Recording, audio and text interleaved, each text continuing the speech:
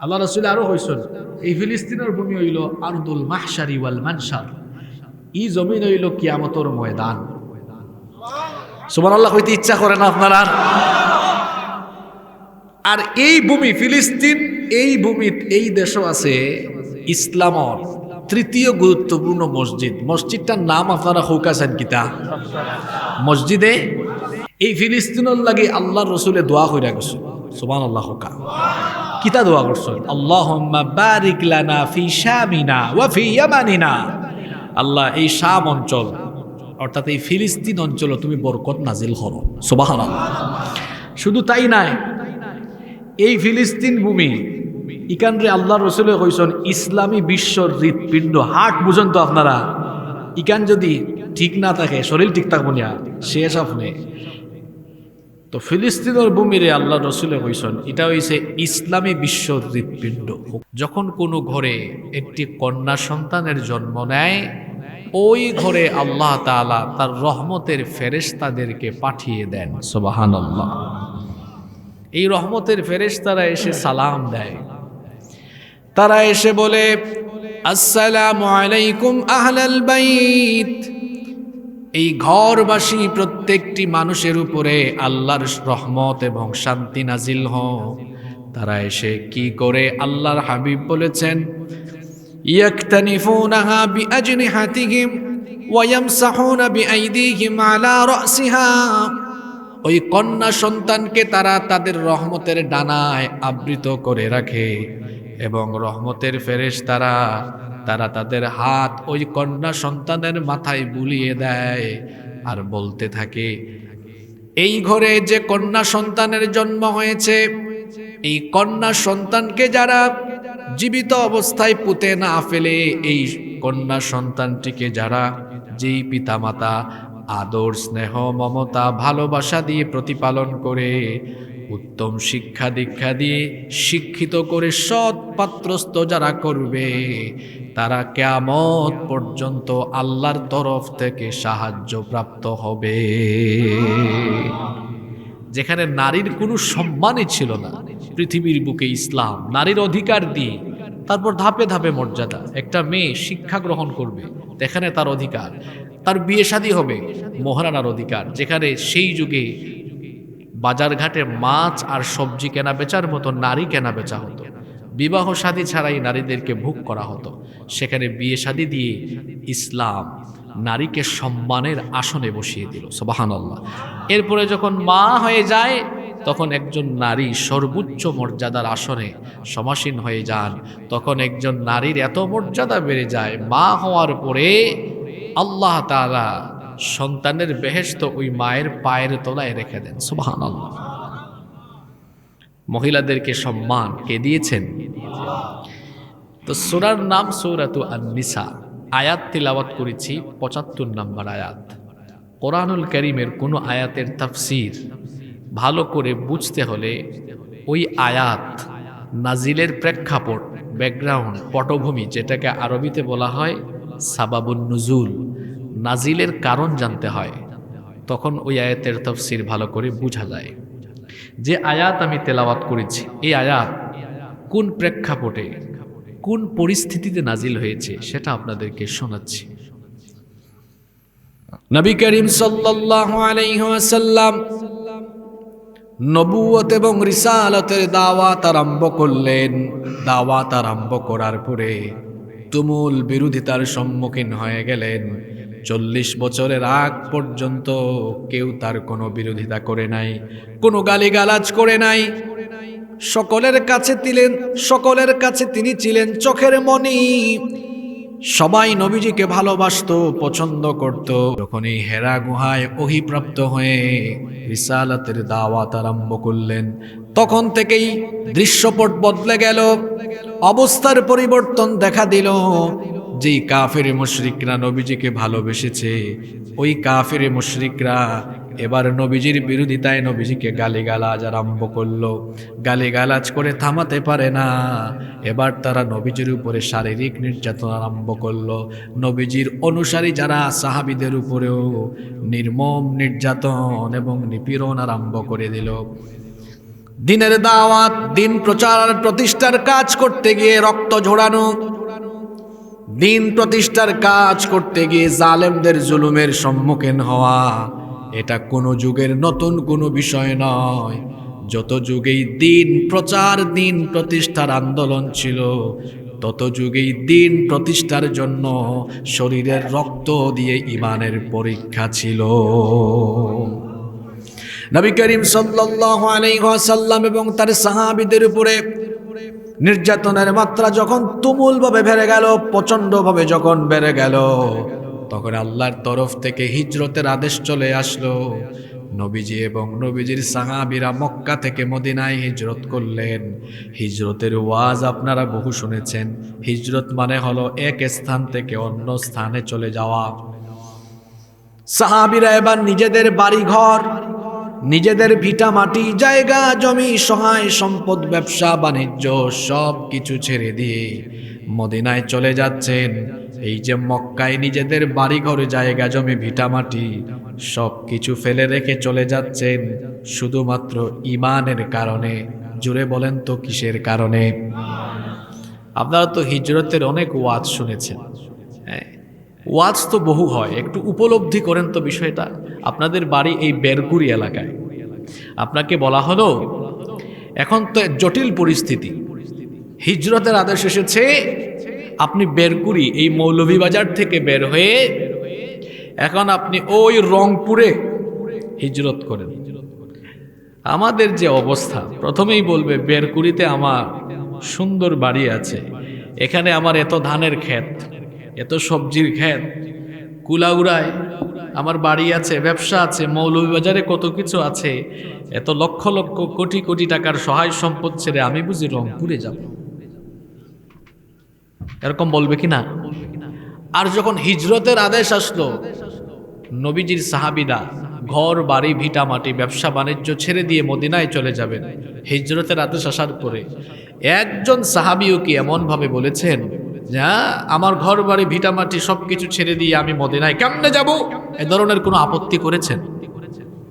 আপনার আমার মাত বুঝরা নেই, ওয়াজ মাথা বাই হামার না অন্য বাই জার্গি,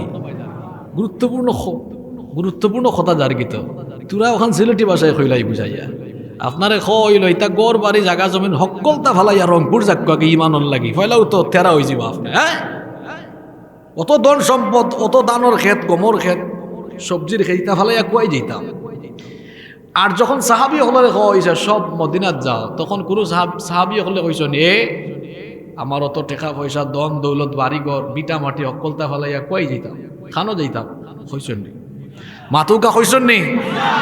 সামি আয়না ও আতহানা, হুনছি আর মান্না নিছি, কোনো আওয়াজ নাই।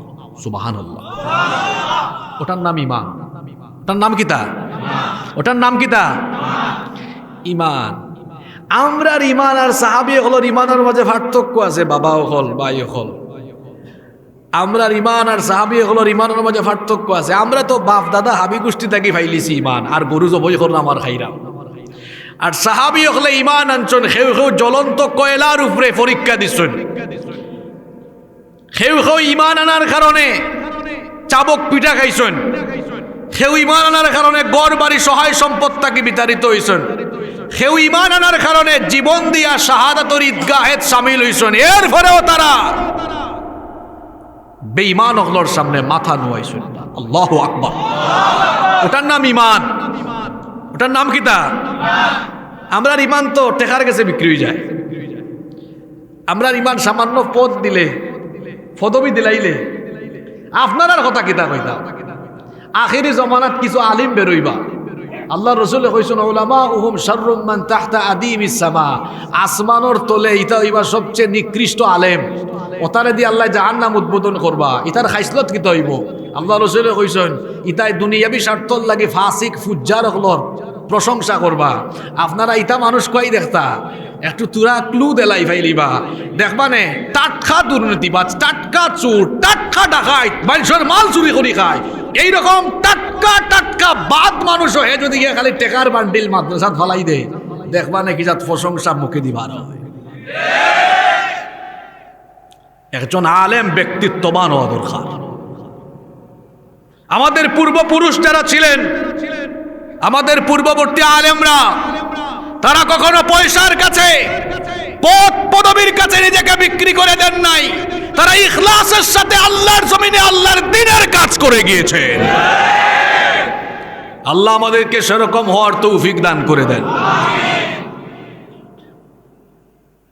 বাপরে বাপ, ওয়াজের মাঝে খালি তুরা বাদে বাদে কইবা আমরার মযহাবর ইমাম আবু হানিফার ইতিহাস পালা করি পড়িয়া দেখো। ইমাম আজম আবু হানিফা রহমতুল্লাহ আলাইহি সেই জামানার জালিম শাসক না জেলের ভিতরে হারাইছে। হারানির বাদে প্রস্তাব দিছে, আমি যত কাজ করলাম সব সমর্থন দাও। কোনো বালা আলিমে কোনো জালিম শাসকর জুলুমরে সমর্থন দিতে পারেনি। মাতুকে আপনারা পারেনি? তাই না কইলে আমি পারতাম না। বলে ফারতাই না, এতে সুব লইলাও। আরম্ভ হইল জেলখানার ভিতরে নির্যাতন, কঠিন নির্যাতন।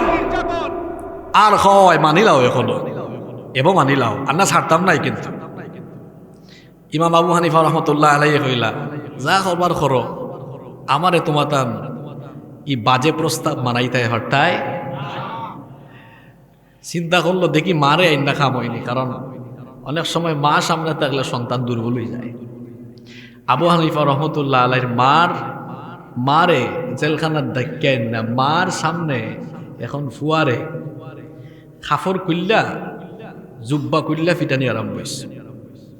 আমরা মা হইলে তো হইলে ওইসে রে ভূত মানিলা রে ভূত মানিলা রে ভূত মানিলা। আবু হানিফা যুগশ্রেষ্ঠ ইমাম এমনি হয়েছিল না, হৌজাত মাও আসলা। আমরা গরুর বেটিন দেওয়ানোর সময় ফয়ন্তরে হইবা, বাবারে পরিস্থিতি খারাপ, এক জায়গাত বইয়া দেখবাই যদি কোরআনের আলোচনা হয়, যাইও না, জঙ্গি হইয়া যাইব কি তোমার লইয়া। ও হয়েছে আমরা বেটিন তোর ইমাম। আর আল্লাহ রসুলোর সাহাবি হল, মহিলা সাহাবি হল এমন আসলা। আমার তো ঘটনা আর একটা মনে হয়ে গেছে, হইতাম নি। এক মহিলা সাহাবি কুলোর বাচ্চা একটা লই আইসো, হুনুমুরু ফুরুতা সিলেটি মাথায়, কিন্তু আপনারা বেজার হয়ে যান। এলা হইলে আপনারা বুঝবা বলা, এর লাগে হইরাম। ইউটিউবে তো আপনারা হতা মাত শুনেন, হতা আরো শুনবা নে, ইলা হইলে বুঝবা বলা। কুরোর বতাই লই আইসেন, বতাই কইন নি আপনারা? আমরা এলাকাত বতাই কয়, আপনারা এলাকাত কিতা কয়? জি মনা মটই। আচ্ছা, যেটা বুঝো না তা অসুবিধা নাই। আচ্ছা মনা লই আইসন আর কি, বুঝছেন নি? আচ্ছা নৌকাতে আল্লাহ রসুলের কইরা, ও নৌকা আমার ও বাচ্চারেও দিনর লাগে সুপর্দ করলাম। সুবহানাল্লাহ কইতা না আপনারা? আল্লাহ রসুলে কইরা, তোমারই মনা ইগু ই ফুরুতা ইগুর বয়স কম, শিয়ান হইলে লই আইও দাও।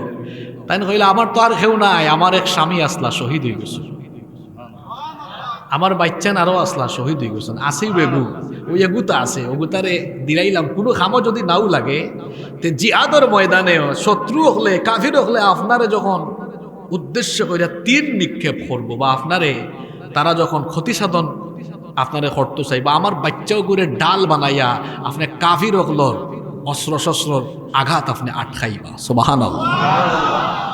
ওইসে আমরা বেরকুরির বেটিন্তর ইমান, আর হৌ নবীর যুগর বেটিন্তর হতা বুঝানি। আমার আবু হানিফার মার ইমান কিতা আয়া হইরা, আমার ভুয়া আবু হানিফা, ইটা দেখলাম তোমারে খুব মাইর মাররা, এর লাগি তুমি মাথা নুয়াইয়া তারার প্রস্তাব মানিলিও না, তোমার জীবন যাইব কি তাও তুমি জালিমর জুলুমর লোকে আপোষ করো না। আল্লাহু আকবার।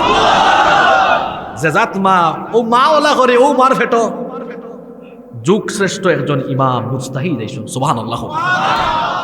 গাইবালা তার বাসুরবালা, মা বালা তার কথা আছে না? একটা আমরা সিলেট। আচ্ছা, কোন জায়গাতে আসলাম মনে আছেন নি? ফাউরিল চন আপনারা নবী আর সাহাবী হলে কিতা করছেন? হিজরত করছেন। খার আদেশে জাগাত যাই গিয়ে আমরা, ঠিক আছে রে? হিজরতের আদেশ আসলো, নবী এবং সাহাবীরা হিজরত করলেন, কিন্তু কিছু কিছু সাহাবী হিজরত করতে পারলেন না। যারা বয়স্ক ছিলেন, বয়স বেশি, বয়সের ভারে নজ্জ বার্ধক্যজনিত কারণে তারা হিজরত করতে পারলেন না। আর কিছু কিছু মুসলমান যারা ছিলেন অত্যন্ত দরিদ্র, অসহায়, দারিদ্রতার কারণে কিছু সংখ্যক মুসলমান হিজরত করতে পারলেন না। আর বার্ধক্যজনিত কারণে আরো কিছু মুসলমান হিজরত করতে পারলেন না। এরা মক্কায় থেকে গেলেন। কাফিররা এদের উপরে অবর্ণনীয় জুলুম নির্যাতন আরম্ভ করলো। কাফেররা এই দুর্বল অসহায় ইমানদারদেরকে বলতে লাগলো, শোনো, হয় তোমরা ইমান ছাড়ো, নইলে জীবনের মায়া ছাড়ো, তোমাদের জীবন কেড়ে নিব। সেই দুর্বল অসহায় দরিদ্র বার্ধক্যজনিত অবস্থায় সেই দুর্বল ইমানদাররা তখন কাফিরদেরকে বলেছিল, আমাদেরকে নির্যাতন করে আমাদের জীবন কেড়ে নিতে পারবা, তাও আমাদের থেকে আমাদের ঈমান কেড়ে নিতে পারবা না। আরো জুলুম আরম্ভ হলো, আরো নির্যাতন আরম্ভ হলো। এই নির্যাতিত মজলুম মুসলমানরা তখন এই মজলুম অবস্থায় আল্লাহর কাছে দোয়া করেছিলেন দুইটা। আমার কথা যদি বুঝে থাকেন, পুরুষের মতো উচ্চ কণ্ঠে জবাব দিয়ে বলেন, ওই মজলুমরা তখন আল্লাহর কাছে দোয়া করেছিলেন কয়টা? ওই দুইটা দোয়া আল্লাহর কাছে এত ভালো লেগেছে, ওই দুইটা দোয়া আল্লাহ তাআলা কোরআনে তুলে দিয়ে ওই হিজরতকারী মুসলমানদের উদ্দেশ্যে আল্লাহ আয়াত নাজিল করলেন, যে আয়াতটা আমি তেলাওয়াত করলাম।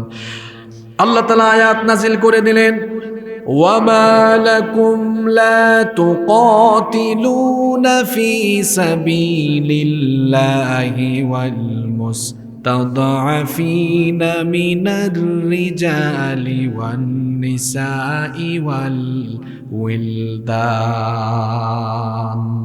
কি হলো তোমাদের? কি হয়েছে তোমাদের? কেন তোমরা সেই সকল দুর্বল নারী, পুরুষ এবং শিশুদের জন্য লড়াই করছো না? যেই দুর্বল ইমানদাররা মজলুম অবস্থায় আহাজারি করছে, আমার কাছে আবেদন করছে।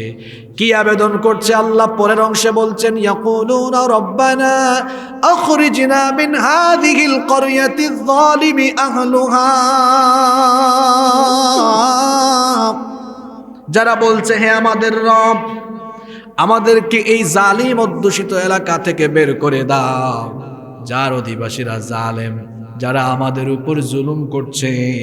ওয়াজআল লানা মিন লাদুনকা ওয়ালিয়া, আর আমাদের জন্য তোমার তরফ থেকে একজন অভিভাবক পাঠাও। ওয়াজআল লানা মিন লাদুনকা নাসীরা, আর আমাদের জন্য তোমার তরফ থেকে সাহায্যকারীও পাঠাও। এই দুইটা দোয়া যখন মজলুমরা করলেন, আবারও রিপিট করছি, প্রথম দোয়া করলেন, আল্লাহ এই জালিমদের হাত থেকে আমাদেরকে বাঁচাবার ব্যবস্থা করেন। 2 নাম্বার দোয়া করেছেন, আল্লাহ আমাদের জন্য একদল মুজাহিদ পাঠান, যারা আমাদের পক্ষে জিহাদ করে এই জালিমদের থেকে আমাদেরকে রক্ষা করবে। এই দোয়া যখন তারা করলেন, মদিনায় হিজরত করা ইমানদারদেরকে উদ্দেশ্য করে আল্লাহ বললেন, ওয়ামা লাকুম, কি হয়েছে তোমাদের? লা তুকাতিলুনা ফি সাবিলিল্লাহ, কেন ওদের জন্য লড়াই করছো না? তোমরা তো মদিনায়, শত্রুরা তোমাদেরকে এখন আর মারে না, পিটে না। তোমরা তো মদিনায় আছো, কিন্তু মক্কায় থেকে যাওয়া তোমাদের ভাই বোনেরা, শিশুরা এখনো নিপীড়িত, কেন তোমরা তাদের জন্য লড়াই করছো না? এই আয়াতটা সুন্দর করে বুঝেন আর একটু বুঝবার চেষ্টা করেন। দেখেন তো, মক্কায় থেকে যাওয়া দুর্বল মজলুম মুসলমানদের জন্য মক্কায় থেকে মদিনায় চলে যাওয়া ইমানদারদের কাছে আয়াতটা নাজিল করলেন কে? আরো জোরে বললেন কে? কোরআন আর নাজিল হবে না, কোরআন নাজিলের ধারা বন্ধ হয়ে গিয়েছে, দুনিয়াতে আর ওহী আসবে না। এই আয়াত আমি যখন পড়ি, আমার কাছে তখন মনে হয়, যদি আজকের পৃথিবীতে এখনকার যুগে কোরআন নাজিল হওয়ার কোনো সুযোগ থাকতো, কথা বুঝেন, কোরআন আর নাজিল হবে না এটা আমরাও জানি, কিন্তু যদি এখনকার যুগে এই পৃথিবীতে এখন আল্লাহর তরফ থেকে ওহী আসার কোনো সুযোগ থাকতো, তাহলে আয়াতটা এখন এইভাবে নাজিল হতো, ও পৃথিবীর 200 কোটি ইমানদার মুসলমানেরা, কি হলো তোমাদের? কেন ফিলিস্তিনে থাকা দুর্বল নারী, পুরুষ, ইমানদার আর শিশুদের জন্য লড়াই করো না? কেন তাদেরকে মুক্ত করার জন্য ঐক্যবদ্ধ হও না? এই রকম আয়াতি নাজিল হতো। আল্লাহ তাআলা এই আয়াতটা নাজিল করেছেন এই জন্য, যাতে করে কিয়ামত পর্যন্ত আমাদের কোনো ভাই বোনেরা পৃথিবীর যে কোনো জায়গায় মজলুম হলে, নিপীড়িত হলে, তারা অধিকার বঞ্চিত হলে তাদের পক্ষে যেন আমরা দাঁড়িয়ে আওয়াজ তুলি, তাদের পক্ষে আমরা দাঁড়িয়ে যেন সোচ্চার হয়ে যাই।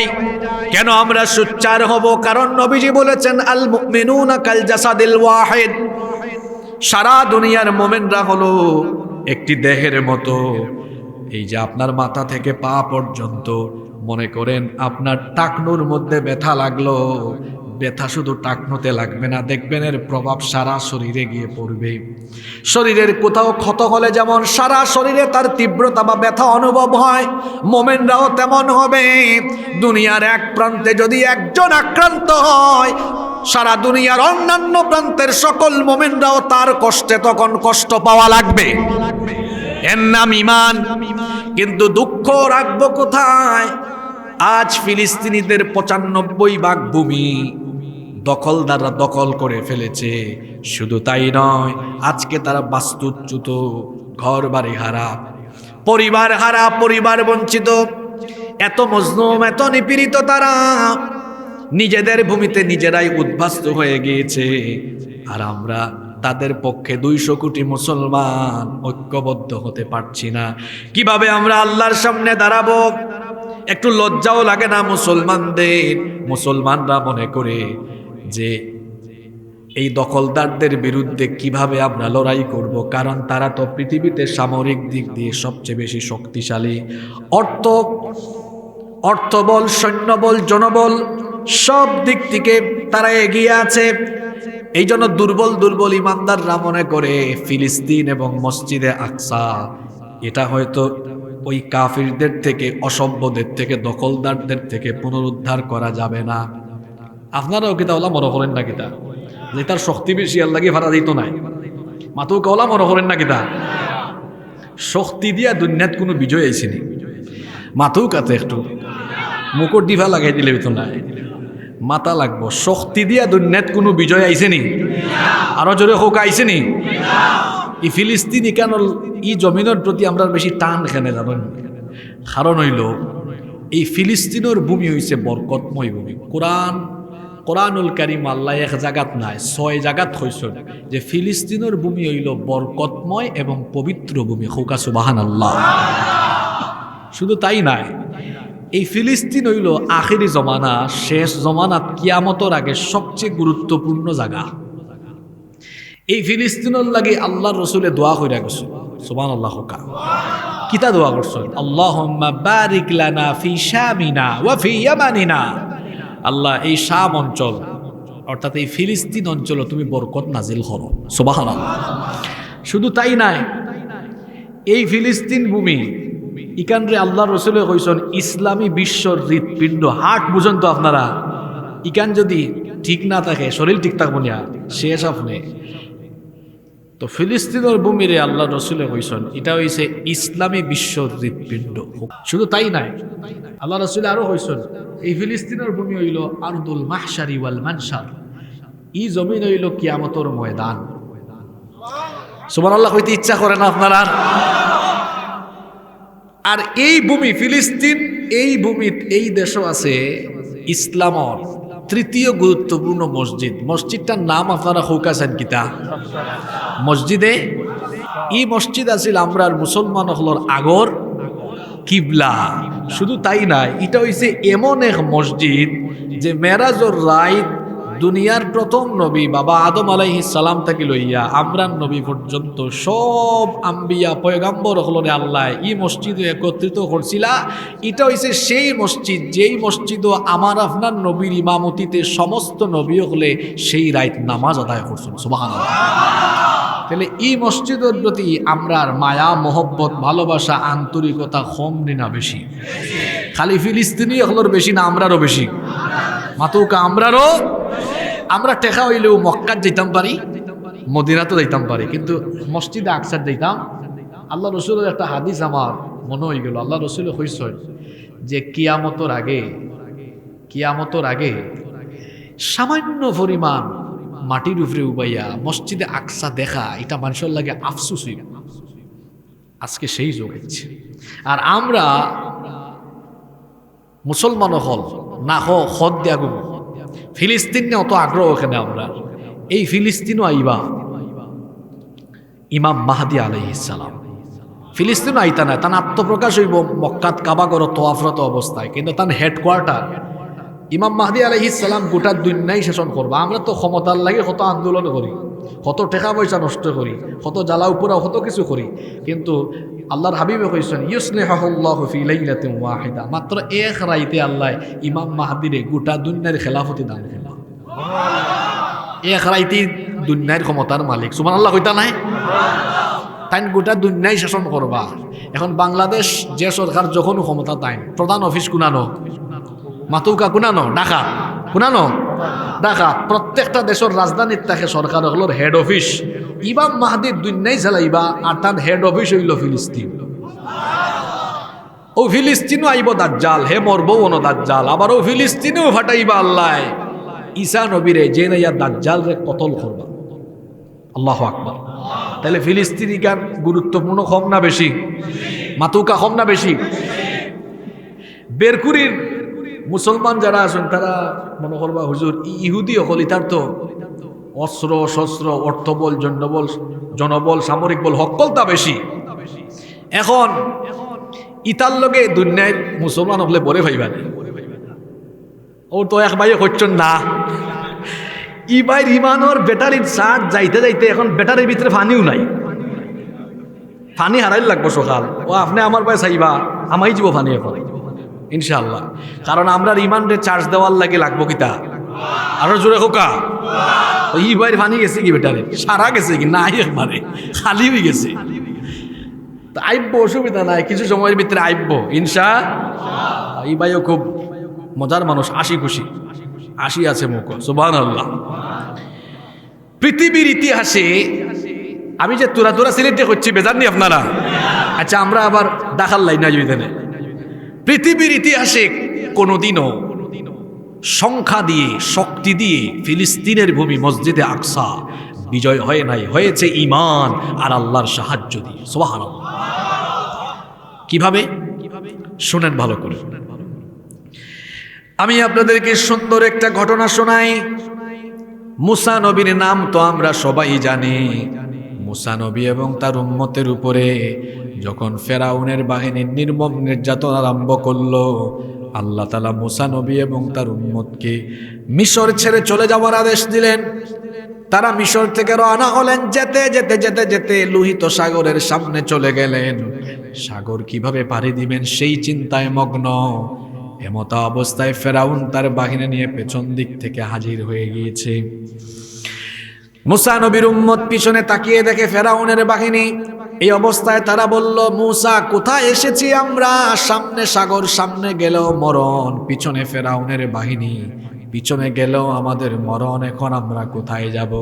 মুসা নবী তখন বললেন, কাল্লা ইন্না মাইয়া রব্বি সায়াহদিন, কখনো নয়, ভয় পেও না, আমরা একা নই, আমাদের সাথে যিনি আছেন তিনি কে?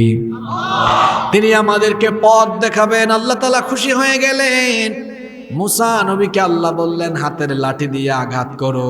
সাগরের মাঝখান দিয়ে রাস্তা তৈরি করে দিলেন কে? মুসা নবী তার উম্মত নিয়ে সাগর পাস হয়ে গেলেন। আর ফেরাউন এবং তার বাহিনীকে পানির মধ্যে মরণ দিলেন যিনি, তিনি কে? পানির অপর নাম আমাদের জন্য জীবন, কিন্তু ফেরাউনের জন্য হয়েছে পানির অপর নাম মরণ। শেষ। মুসা নবী তার উম্মত নিয়ে যখন সাগরের এই পারে চলে গেলেন, এখন কোথায় তারা যাবেন, কোন উদ্দেশ্যে হাঁটা আরম্ভ করবেন তারা কিছুই জানেন না। এমন অবস্থায় আল্লাহ তাআলা মুসা নবীকে বললেন, ও মুসা, তুমি তোমার উম্মত নিয়ে এখন আরদুল মুকাদ্দাসা, পবিত্র ভূমির উদ্দেশ্যে রওনা করো, অর্থাৎ শাম অঞ্চল ফিলিস্তিনের দিকে রওনা করো। ওই জামানায় ফিলিস্তিন এবং মসজিদে আকসার এই আশপাশের এলাকা শাসন করত আমালিকা সম্প্রদায়। জুড়ে বলেন তো কোন সম্প্রদায়? জুয়ান ফাইন্তর কিতা হইল, আমার চাচা হলে আসতে হইলে কোনটা নাই, কিন্তু তারা বিয়ার আগে ব্যাটারির চার্জ ইলান কিলা গেল কি? কোন সম্প্রদায়ের নাম কইছি? না জোয়ান ফাইন্তর আওয়াজ হইছে না, যুবকর আওয়াজ যুবকর লাগানো লাগে। কোন সম্প্রদায় হইছে কিতা? আমালিকা সম্প্রদায় শাসন করত। মুসা নবী তখন বললেন, ওগো আমার রব, এত শক্তিশালী সম্প্রদায় ওই অঞ্চল শাসন করে, আমি আমার এই গরিব উম্মত খাওয়া দাওয়াই নাই, এত গরিব উম্মত অস্ত্র শস্ত্র কিছুই নাই, আমি আমার এই গরিব উম্মত নিয়ে কিভাবে এই শক্তিশালী সম্প্রদায়ের মোকাবেলা করে ওই অঞ্চলটাকে পুনরুদ্ধার করব, কিভাবে আমরা জিহাদে বের হব? আল্লাহ তাআলা তখন বললেন, মুসা ভয় পাইও না, তুমি শুধুমাত্র তোমার উম্মত নিয়ে যাও, জিহাদের উদ্দেশ্যে রওনা করো। তোমরা যদি রওনা করো, আমি আল্লাহ ফেরেশতা পাঠায়া বিজয় দিয়ে ওই ভূমি তোমাদের ভাগ্যে আমি লিখে দিব। এই কথাটা এবার মুসা নবী তার উম্মতকে বলছেন। এই ঘটনা কোথায় এসেছে শোনেন, কোরআনুল কারীমের 5 নম্বর সূরা সূরাতুল মাইদা এর 21 নম্বর আয়াত থেকে আল্লাহ তাআলা এই কাহিনী বর্ণনা করছেন। মুসা নবী তার উম্মতকে তখন বললেন, ইয়া কওমি দুখুলুল আরদাল মুকদ্দাসাতাল্লাতী কাতাবাল্লাহু লাকুম ওয়া লা তারতাদ্দু আলা আদবারিকুম ফাতানকালিবু খাসিরিন। হে আমার কওম, এই পবিত্র ভূমিতে তোমরা প্রবেশ করো, এটা আদেশ কার? আরো জোরে বলেন। ভয় পেও না, তোমরা গরিব, অস্ত্র শস্ত্র কিছুই নাই, ভাবছো এদের বিরুদ্ধে কেমনে লড়াই করব, ভয় পাইও না। আল্লাতী কাতাবাল্লাহু লাকুম, কারণ এই ভূমির বিজয় তোমাদের ভাগ্যে যিনি লিখে দিয়েছেন তিনি কে?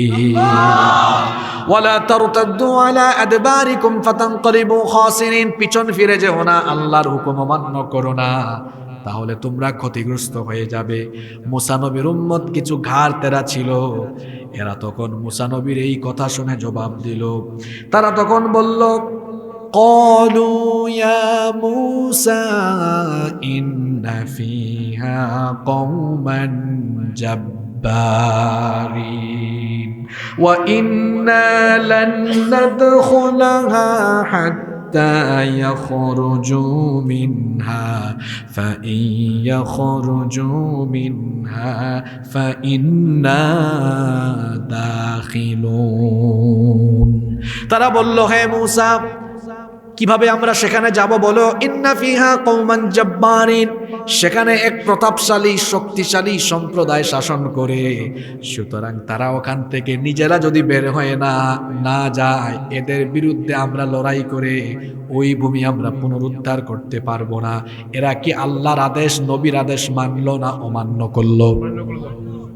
অমান্য করলো। বনি ইসরাইলের 12টা গোত্র ছিল, 12টা গোত্রের মধ্যে 10 জন গোত্রের নেতা এই কথা বলল, কিন্তু 2 গোত্রের 2 জন ইমানদার, 2 গোত্রের 2 জন ইমানদার। তাফসীরের মধ্যে এসেছে এদের মধ্যে একজনের নাম হচ্ছে ইউশা বিন নুন আলাইহিস সালাম, আর আরেকজনের নাম হচ্ছে কালিব বিন ইউকেন্না। এই 2 জন আল্লাহওয়ালা গোত্র নেতা ছিলেন। এরা ওই 10 জনের বিপরীতে কি বললেন, আল্লাহ তাআলা তাদের কথা পরের আয়াতে উঠায় দিলেন।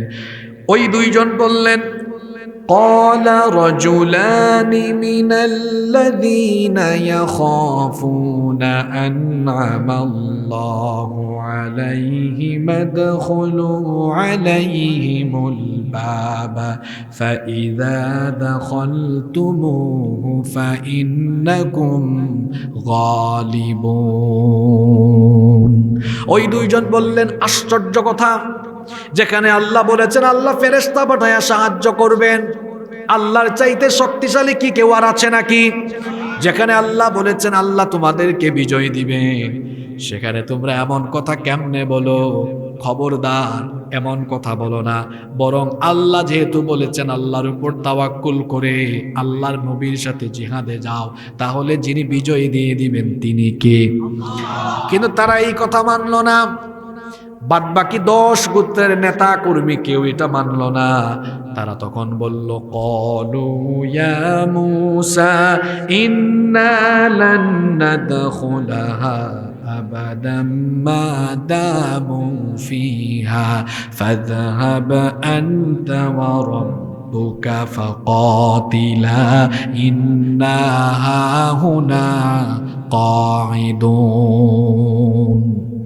তুমি আর তোমার আল্লাহ তোমরা দুইজনে গিয়া যুদ্ধ করো, আমরা অন বইয়া বইয়া দেখি দেন তোমরা কিলা লড়াই করো। নাউজুবিল্লাহ কইতা না, কি জাত বিয়াদব আর কি জাত গাঢ় তেরা চিন্তা করছো। আল্লাহ কইছেন তোমরা তোমার নবীর লগে গিয়া জিহাদ করো, আমি ফেরেশতা ফাটাইয়া বিজয় দিয়া ই বাইতুল মুকাদ্দাস আর ফিলিস্তিনের সারা জমিনের বিজয় তোমরা দিলাই। সুবহানাল্লাহ কইতা নাই আপনারা? তারা কর কিতা আমরা দিতাম পারতাম না। এরা যদি নিজে নিজে বারইয়া যায় বাদে আমরা গিয়া এলাকা থামাই যাব। আল্লাহ কইলা না যাও, আমি সাহায্য করবো। আচ্ছা আল্লাহ সাহায্য করলে আর কোনটা লাগেনি? তারা কইছে কিতা, কয় মূসা ফাযহাব আনতা ওয়া রাব্বুকা, তুমি আর তোমার রব তোমরা দুইজনে গিয়া কাফিরগুলোর বিরুদ্ধে যুদ্ধ করো, আর আমরা অন বইয়া বইয়া দেখি তোমরা কিলা লড়াই করো। কি জাত বিয়াদব চিন্তা করছেন। বিয়াদবির পরিণতি ভালো হয়নি, মাতুকা ভালো হয়নি, ও কিলা ভালো হয় না। দেখুকা নিশ্চিত বিজয় পাওয়ার হতা, কিন্তু বিজয় পাওয়া তো দূরের হতা, যে জমিন তারা ফাইনিল নে ও জমিন 40 বছরের লাগে আল্লাহ তারার লাগে হারাম করে দিছ। কত বছর? ও তুরা একবারে ভাইবা বাদরায়াতর বাদরায়াত। আল্লাহ কইলা ফা ইন্নাহা মুহাররামাতুন আলাইহিম 40 সানাতান ইয়াতিহুনা ফিল আরদ। মুসা তোমার উম্মতরে কইলাম আমি ই অঞ্চল দিলাইমু, তারা গেল না, আমার কথা মানল না, উল্টা কয় আমি আর তুমি গিয়া বলে যুদ্ধ করতাম। তা সাবুত করিলাই ইতারে বালা করে সাইজ করিলাই 40 বছর যেন আছে অন জাগাত উন্মুক্ত কারাগারের ভিতরে হারাই দেব, ঢুকায়ত রাখবো। এখান থেকে আর কোনো দিকে তারা যাইতে পারতো। কত বছর? মাতুকা কত বছর? কিজাত জেল হোকা উন্মুক্ত খোলা মেলা জেল। খোলা মেলা জেল মানে হইল কোনো শিকল নাই, কোনো ওয়াল নাই, দেওয়াল নাই, কোনটাও নাই। আপনারা কইবা হুজুর ইকান কিজাত জেল? ইকান এমন এক জেল, এরা প্রতিদিন সকালবেলা বিয়ান হইলে সূর্য উঠলে মিশরের উদ্দেশ্যে আটা আরম্ভ করে যাইতাম কি আপনার বাড়িত। হাঞ্জাওয়ালা দেখে সূর্য ডুবার বাদে সকালিবেলা যেখান থেকে আটা আরম্ভ করছে ঘুরি ফিরি জাগাতে হয়েছে। মানে ঘটনা হইল ওলা যে সূর্য উঠার বাদে বেরকুরি থেকে আটা আরম্ভ করছে, যেসা পা যাইতো। হাঞ্জাওয়ালা দেখে ইয়া আবার দেখি বেরকুরি তো আমি রয়েছি। এমন বিপদ আইল আল্লাহর তরফ থেকে। কত বছর লাগে? আর একটু জোরে খোকা, কত বছর? 3 বছর গেছে মুসা নবী দুনিয়ায় থেকে গেলা গিয়া। কত বছর বাদে?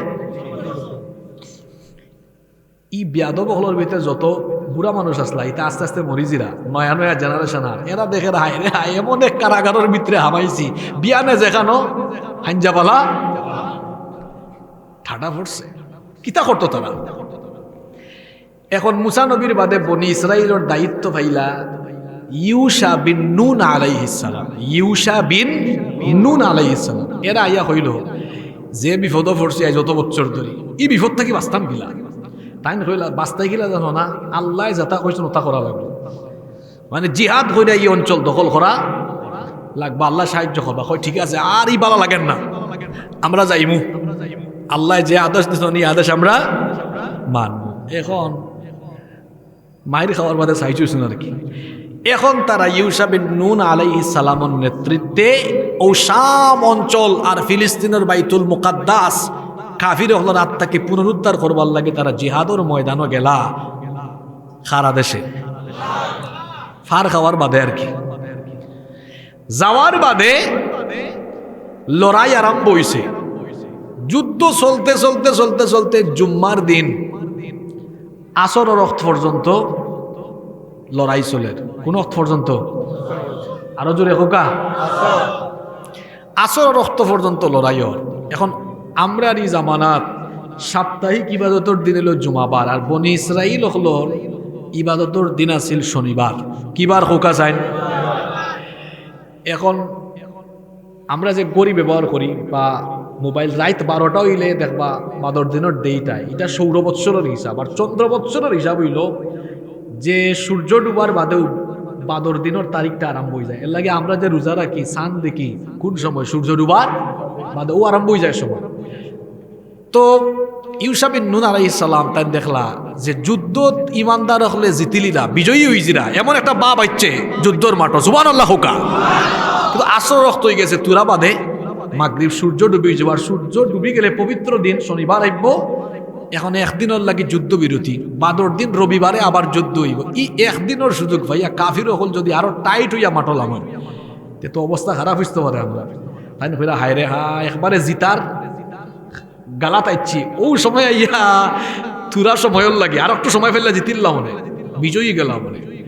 বুখারী শরীফের মাঝে হাদিস আইছে তখন তাই সূর্যর দিকে চাইছেন কোন দিকে হোকা আরো জোরে হোকা সাইয়া কইছেন ইন্নাকি মা'মুরাতুন ওয়া আনা মা'মুর, তুমিও তো আল্লাহর হুকুম মানো, আল্লাহর হুকুম মাইনা প্রতিদিন পূব দিকে উঠো আর পশ্চিম দিকে গিয়া, আর আমরা ইনো যারা আইছি আমরাও আল্লাহর হুকুম মাইনাও আইছি।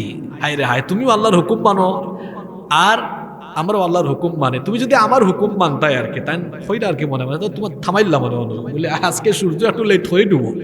তাই ই দোয়া করার উদ্দেশ্য হয়েছে যে তুমি তো আল্লাহর হুকুম মতেও কিছু সময় বাদে ডুবি যাবা। এবলা তাই আসমানের দিকে চাই আর হইলা আল্লাহুম্মা হে আল্লাহ আমরা তো লড়াই করি একবারে বিজয়ের দ্বার প্রান্ত আছি, ইহবিস হা আলাইনা ও সূর্যটারে আজকে আমরা বিজয়ের আগ পর্যন্ত একটু থামাইয়া দিলাও না।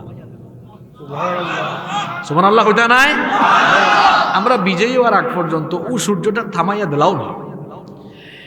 আল্লাহর এই দোয়া অত বালা লাগছে যে মুজাহিদ হলে আমার পবিত্র এই মসজিদে আকসা পুনরুদ্ধার করবার লাগে, আর কাফির হল থেকে পবিত্র ভূমিরে পুনরুদ্ধার লাগে জিহাদর তামান্না লালন করিয়া এত সুন্দর দোয়া করছে। তার দোয়াইটা ফিরাইয়া দিতাম কিলা পৃথিবীত একজন মানুষের দোয়া কবুল কইরা আল্লাহ সূর্যরে একবারও থামাইছিলা, আর যার দোয়া কবুল করছিল তার নাম ইউসা বিন নুন আলাইহিস সালাম, আর যে একবার থামাইছিলা ওই একবার হইছে কাফির হল রাত থেকে এই মসজিদে আকসা আর ফিলিস্তিনরে পুনরুদ্ধার করবার লাগে আল্লাহ তান সূর্যরে থামাইয়া দিছিলাম। সুবহানাল্লাহ আল্লাহ তখন দোয়া হইনা হইলা সূর্য জাগাত উবাইর লড়াছড়া নাই, আজকে থাইম্যা থাকো ততক্ষণ আমার ইমানদার হলে যুদ্ধর ময়দানও বিজয়ী অন্যা যতক্ষণ। কিতাবা ভাই চার যাইছে নি ভিতরে হ্যাঁ এই যুদ্ধত বিজয় আইছে কি তার শক্তি দিনি কিতা দি আল্লাহর সাহায্য আর ইমান দি। আচ্ছা হোক্কা চান ওই যে আমালিকা হলোর বিরুদ্ধে গিয়ে উবাইছেন উবানের ক্ষমতা আছে না, অস্ত্র শস্ত্র কুন্তার অভাব নাই। বদরের ময়দানও আমরা সংখ্যা আসিল হতো 313, আর এই 313 জন খুব শক্তিশালী না কিতা খাওয়া দাওয়া নাই দুর্বল অস্ত্র শস্ত্র নাই গুড়া নাই উট বেশি নাই গুড়াও বেশি নাই, আর যেগুন আইস আবার রোজা মাস আর হিগুন আইচন খাফিরর ফাল কতগু হৌকাতে আর জোয়ান ফাইনতে নায়ক নায়িকার নাম জানে কিন্তু ইসলামের ইতিহাস তারা পারে না। ওটা হিকো কিছু ইসলামের প্রথম যুদ্ধ বদরর খাফিরর ফাল কতগু আমরার কতগু সংখ্যা কার বেশি উট বেশি খার গুড়া বেশি খার অস্ত্র বেশি খার জিতার কথা তো তারা জিতছে কে সংখ্যা দিয়ে আইসেনি বিজয় খার সাহায্য দি তারার ইমান আর অঙ্কুর পৃথিবীর 200 কোটি মুমিন হলার ইমান হইছে হলা আমরা কোনটা নাই। আসলে আমরা সবটাও আছে আমরা খালি ইমান নাই।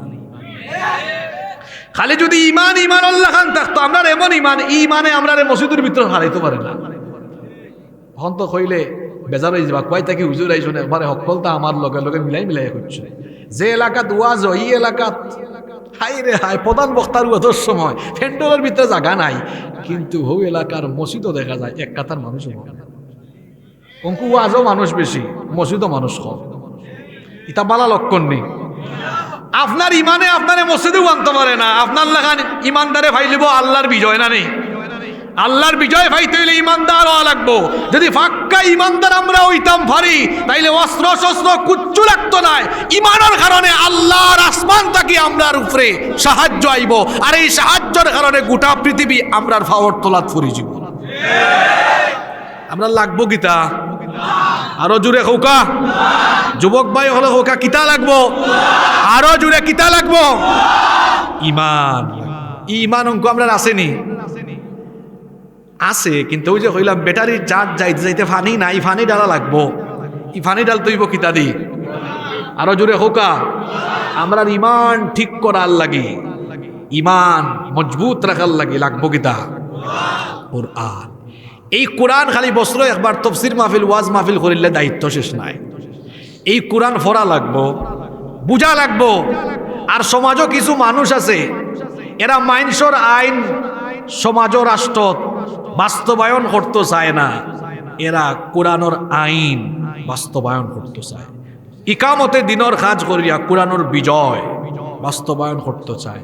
আমি আপনি কোরআন ভৈরা, কোরআন বুঝা, কোরআন দি পৃথিবী শাসন করার লাগি, কোরআনময় পৃথিবী গড়ার লাগি আমরা প্রত্যেকে নিজরারে কোরআনের আন্দোলনও সামিল করা লাগবো।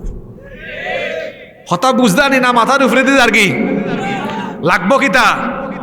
আরো জোরে ইমান। ইমান থাকলে বিজয় আইব, সাহায্য আইব। ইমান থাকলে আমরা পৃথিবীত মাথা উঁচু করিয়া দাঁড়াইতাম পারবো। ইমান থাকলে আমরা দুনিয়াই তো সফল, আখিরাতেও। ইমান আসল না আমল আসল? ইমান আসল। তবে আমল ছাড়া আবার ইমানেরও কোনো দাম, একটা আর একটার পরিপূরক। ইমান যদি হয় বীজ, বীজ বুঝুন তো আপনারা, ইমান যদি হয় বীজ, আমল হইল এই গাছের ডালফালা আর ফলমূল। আগে তো বীজ লাগবো না নি? লাগবো। মনে করো কাকের মাঝে ইমান নাই, হে দুনিয়ার সব বালা কাম করে, পুরস্কার পাইব না আল্লাহর কাছ থেকে, তার কিতা নাই? ইমান নাই। আবার ইমান আছে আমল নাই, ইলাও আওয়া যাইতো নাই। দুইটার সমন্বয় হইতে হইব। এর লাগে আল্লাহ কোরআনের যত জায়গাত ইমানের কথা কইছেন, ইমানের লগে আল্লাহ নেক কাজের কথা কইছেন। আপনারা কোরআন ফললেও দেখবা আল্লাহ ওলা কইছেন ইন্নাল্লাযীনা আমানু ওয়া আমিলুস সালিহাত। যেখানে ইমানের কথা ওখানে আছে নেক কাজের কথা, আমলের কথা। সুতরাং আমার ভাই হল কইসলাম লাগবো ইমান, আর ইমান রে ইমানের মতো রাখার লাগি লাগবো আমল। আর সবচেয়ে বড় আমল নমাজ।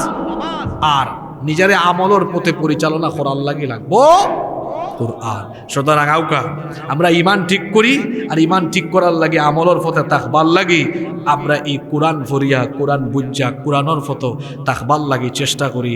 আল্লাহ আমরা রে তৌফিক দান করুকা, আমরা সবে কই আমিন। যেহেতু আমার পরে মুহতারামি ওয়া মুকাররামি হুজুর আলোচনা করবা, তাই নাইছেন, এরপরে তাই ইনশাল্লাহ মোনাজাত করবা, আপনার আমার লাগে দোয়া করবা। আল্লাহ আমরা সবরে আল্লাহর দিনের লাগে কবুল করতা, আল্লাহ আমরা সবরে মাফ করে দৌকা। আজকের আয়োজনটা আল্লাহ কবুল করুকা। আর আমি দেখছি ছোট ছোট ভাই আনতে তরুণ যুবক হলে বড় কষ্ট করে তারা মাহফিলের আয়োজন করছে। আল্লাহ যেন আমার এই ভাই হলোর কষ্ট মেহনত রে আল্লাহ যেন কবুল করে দেন। আর প্রত্যেক বছর যেন এই এলাকাত ওলা কোরআনের বাগান জারি থাকে, কোরআনের মাহফিলগুলো জারি থাকে। আল্লাহ যেন তৌফিক দান করেন, আমরা কই আমিন। আসসালামু আলাইকুম ওয়া রাহমাতুল্লাহি ওয়া বারাকাতুহু।